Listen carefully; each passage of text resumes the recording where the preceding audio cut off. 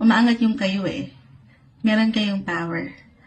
Pero, tao lang daw tayo, pwede tayong mapagod, na sana hindi binabaliwala ng ilan sa inyo. Kasi baka draining na to. Dahil nandiyan yung inspiration, yung motivation, yung gusto nyong gawin, okay? Ay baka sandali. Draining na pala, pagod na pala ako, pagod ka na pala.